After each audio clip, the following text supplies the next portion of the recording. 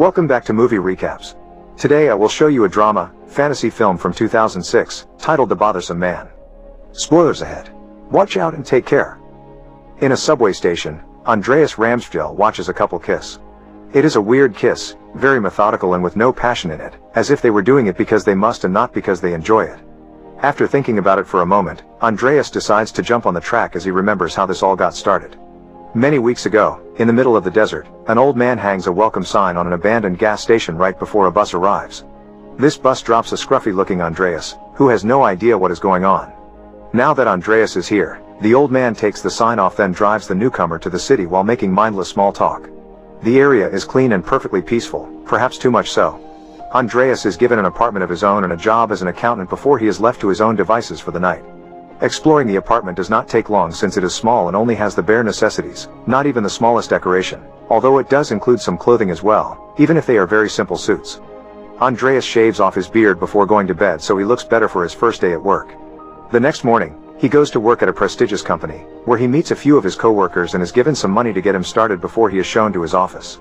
Like his apartment, the office is small and only has the bare necessities, so Andreas spends the day punching numbers.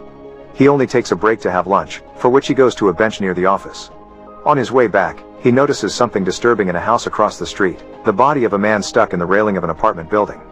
Nobody in the area seems to care, they all continue with their lives as a group of cleaners come by to remove the body without showing any care either, they just treat it like a bag of trash to be taken out.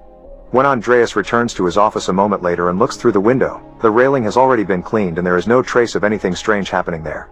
After work is over, Andreas goes to a bar, but he does not have a very good time drinking by himself. When he goes to the bathroom, he complains about the alcohol in this place being watered down because it has had no effect on him whatsoever. The man on the floor next to him disagrees, saying it has always been like this, but a voice from behind a stall door does agree. This voice thinks nothing tastes right, be alcohol, chocolate, or women. Their talk is interrupted when more men walk in, but afterward, Andreas tries to follow the man from the stall when he leaves the bar. He sees him enter a building and turn on the light in one of the basement apartments, from which delightful music comes out. Andreas begins living in a boring and mindless routine of just working and having dinner that tastes like nothing in front of the TV. One afternoon, he decides he wants to shake things up a little and feel something different, so he lets the paper cutter hurt his finger. When his co-workers come to check on him, they do not seem to be disturbed at the fact he has lost a finger, they just ask him why he is sitting on the floor. Andreas passes out from blood loss and wakes up a few moments later with his hand bandaged up in the back of a car belonging to the cleaners, who do not engage with Andreas' attempt at small talk and drop him at his apartment without a word. When Andreas goes to the bathroom to take off the bandage and clean the wound, he is shocked to discover his finger is back and well without even a scar. With a desperate need to get answers, the next day Andreas drives to the abandoned gas station in the desert and watches the man put up the sign to welcome a new person. When the bus begins driving away, Andreas follows it in his car, but he quickly loses sight of it so there is nowhere for him to go. Andreas goes back to work and finds his boss in his office, reminding him that they want him to be happy. They allow Andreas to ask for anything he needs, be a new computer or a new chair, and he can take as much time as needed for his lunch break. However, Andreas turns him down and assures him he is fine. Today he decides to have lunch in the company's cafeteria and joins the table his co-workers are at instead of eating alone. He manages to fit in by joining a conversation about furniture, and this earns him an invitation to a dinner party. After work, Andreas goes shopping for some nice clothes and a bottle of wine, and walks by the window belonging to the man from the bar. He tries to hear the music again, but when he comes too close, a pair of cleaners comes by and calls him out for his weird behavior. Later in the evening, during the dinner party, Andreas meets Anne Britt, an interior designer. The two of them hit it off and agree to go on a date sometime. When dinner is over, Andreas walks her home, and they end up spending the night together. Now that his life is starting to improve, Andreas is in a better mood. He buys a plant for his office desk, gets a nicer car, and moves in with Anne. The couple works together on a big project to redecorate the whole house, and when they are finished, they throw their own dinner party for their friends. The good mood does not last long though. Soon Andreas is back in a boring routine. Chats with friends are always small talk about furniture, his nights with Anne are performative, not passionate, and all she can talk about is redecorating the house. One night, Andreas cannot sleep so he makes some nothing-tasting coffee, and when Anne checks on him, he tries to tell her about his nightmare. However, Anne says she does not want him to talk like that, and goes back to the subject of the house. Some days later, Andreas begins paying more attention to his co-worker Ingeborg and decides to ask her out. After calling Anne and telling her he has to work extra hours, Andreas takes Ingeborg to the movie theater. The film is rather sad but he is the only one crying, although at least Ingeborg rests her head on his shoulder. Afterward, Andreas drives Ingeborg home and asks if she would be okay with fooling around with him while he continues to live with Anne. Ingeborg accepts, and they end up making out. Andreas and Ingeborg begin having a secret affair, although they think it would be nice not to have to hide. One afternoon, tired of these boring hours spent with Anne in front of the TV, Andreas tells her he has met someone else and he wants to break up. Anne does not look bothered though, she just asks him to wait until Saturday to move out because they are having guests that day. Once the dinner party passes, Andreas goes to visit Ingeborg, surprising her with flowers and a special reservation at a very nice restaurant that will open its doors just for them. Andreas informs her he has left Anne, but Ingeborg does not look excited. In fact, she looks confused because she did not think they were in a serious relationship. Ingeborg is seeing other guys too, so Andreas asks her to dump them and come live with him.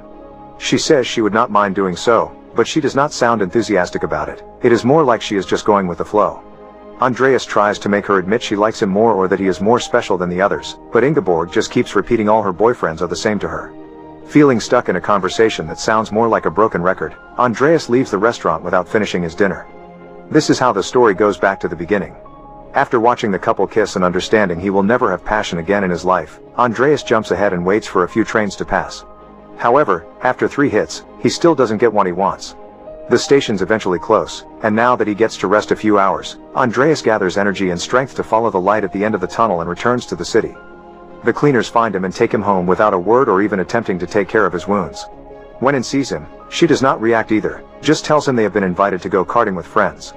Feeling resigned, Andreas accepts. A few days later, after drinking alone at the bar again, Andreas remembers the guy from the stall and tries to find him.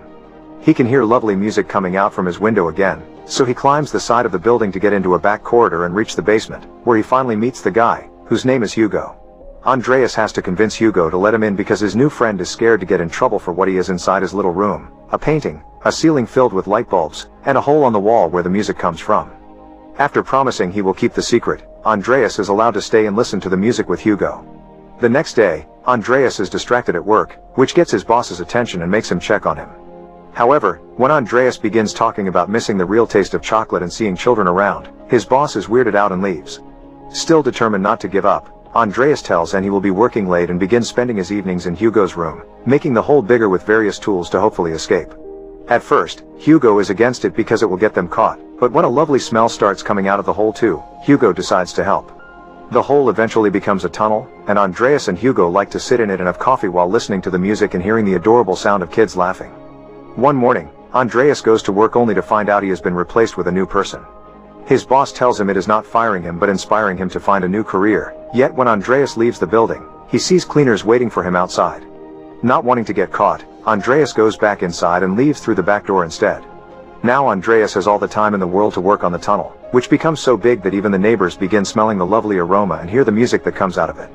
They come to knock at Hugo's door, so he sends them away saying they are fixing a leak, but this only causes the neighbors to gather around the window outside. Eventually, they reach the end of the tunnel and the wall the hole is actually on. Andreas inserts his hand through it and it comes out in a beautiful, colorful bright house with the sound of children playing outside echoing in its walls. Andreas' hand is waved around and he manages to grab some freshly baked cake, which he proceeds to eat and marvel at how delicious it tastes. He is so in love with this cake that he barely reacts when cleaners finally arrive to take him and Hugo away. A few moments later, Hugo is allowed to leave, but the cleaners take Andreas to meet the city leaders, who tell him people are happy there and they are proud of that. Afterward, the old man comes to pick up Andreas and a pair of cleaners in his car while a different group of cleaners seals the hole in the basement and cleans everything so it looks like nothing happened. Andreas is taken back to the abandoned gas station and when the bus comes by to drop off a new person, the cleaners put Andreas inside the luggage compartment. While Andreas is taken away, life continues as normal in the city. Both Anne and Ingeborg get new boyfriends, and Hugo goes back to his old job. Once he gets used to all the shaking, Andreas falls asleep inside the bus, not waking up until it finally stops. He kicks the compartment door open and comes out, only to find himself in a frozen wasteland. The bus leaves as soon as Andreas comes out, leaving him alone in the snowstorm. Make sure to subscribe and turn on notifications so you can watch more videos like this. Thanks for watching.